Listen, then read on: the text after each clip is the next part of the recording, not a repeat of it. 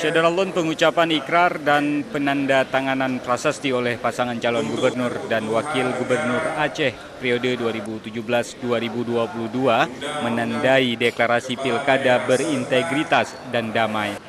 Kegiatan ini berlangsung di Aula Polda Aceh, Kamis siang. Pengucapan ikrar damai sendiri dipandu Komisioner KIP Aceh, Robi Syaputra. Deklarasi pilkada berintegritas dan damai ini Syederalun juga diwarnai pelepasan burung merpati oleh setiap calon kepala daerah serta unsur Forkopimda Aceh.